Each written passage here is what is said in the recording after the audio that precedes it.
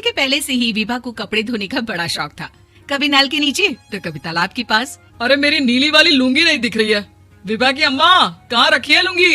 अरे वो तो विभा ने परसों ही धोकर रखी थी आपकी अलमारी में, देखो वहीं होगी।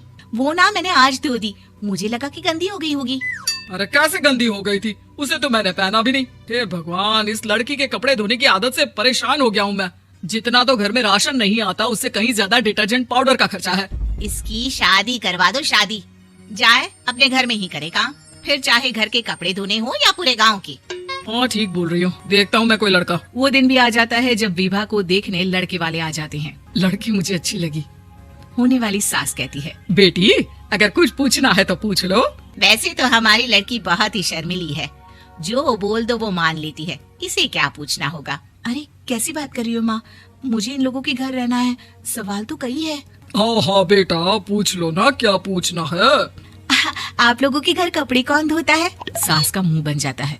देखो, अगर तुम ये कहना चाहती हो कि तुम्हें कपड़े धोने नहीं आते तो सुन लो, कपड़े मैं ही धोती हूँ, लेकिन तुम्हारे आ जाने के बाद मैं रुमाल तक नहीं धोऊंगी। अरे चुप रहना भाग्यवान, बहू बेचारी घर आई नहीं, उसे डराना शुरू कर दिया। वो क्या है ना बिटिया, अभी तक तो ये कल्लू की माँ ही धोती थी, लेकिन अब तुम्हारे पापा तो दहेज में वॉशिंग मशीन देंगे ही।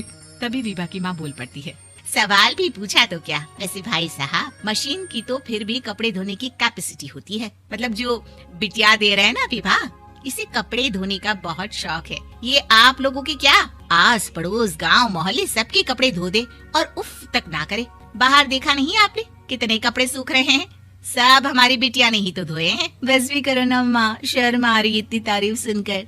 और तो और एक दाग निकाल कर दिखाओ तो मान जाओ। हाँ अच्छा, माफ करना बेटा, मैंने गलत समझा। हमें तो रिश्ता बहुत पसंद है। और ऐसे जुड़ जाता है रिश्ता कपड़े धोने का शौक रखने वाली विभा का। उसकी शादी हो जाती है कोयला फैक्ट्री में काम करने वाले कल्लू के साथ। शादी के बाद अचानक विभा चिल्लाती हुई सास के पास आती है, सासू माँ, अरे सासू माँ कहाँ है आप?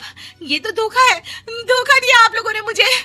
इस ससुर के चक्कर के बारे में पता चल गया। अरे तो उसमें तुझे क्यों धोखा मिला है? अरे नल में पानी नहीं आता, कपड़े कैसे कब धुलेंगे? अच्छा, तू पानी नहीं आ रहा उसकी बात कर रही है? तो आपने क्या सोचा? कुछ नहीं। अच्छा, तेरी माँ ने कहा था कि कपड़े धोने का शौक है तुझे, याद आया मुझे। शौक बोलकर कपड़े धोने वाले मेरे जुनून को कम ना आके सासू माँ, कपड़ा धोना मेरा गुरूर है। तभी पति भी वहाँ आ जाता है। अभी मैंने इसे सनी देओल की फिल्म दिखाई है, उसी के डायलॉग मार रही है माँ। अच्छा सुन, साफ साफ बता रही हूँ, पानी सुबह 4 से 6 और शाम को 10 से 12 आता है, समझी? विभा टाइमिंग सुनकर हैरान हो जाती है। ये क्या भूतों का मोहल्ला है? सुबह 4 बजे उठकर कौन कपड़े धोता है? 4 बजे टंकी में पानी जाता है, फिर सारा दिन धोना ना, किसने मना किया?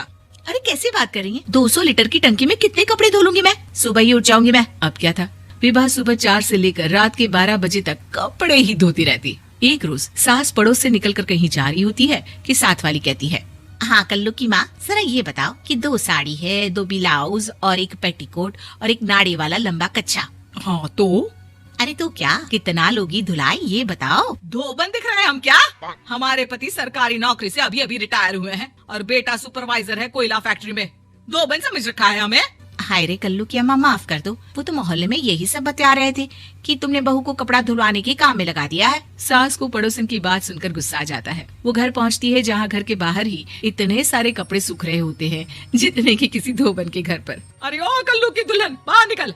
माँ जी यहीं आ जाओ, बाथरूम में चादर धो रहे हैं हम। अरे अभी हम धोते हैं, तुमको बाहर निकलो। ये आस पड़ोस वाले बोल रहे हैं कि हम बहू से कपड़े धुलवा कर उसे कपड़ा धोने वाली बना दिए हैं। अरे छोड़ो ना माँ जी, किन लोगों की बातों में आती हो? आस पास के लोगों का तो काम ही होता है कि वो किसी तरह सास बहू को लड़ा दे।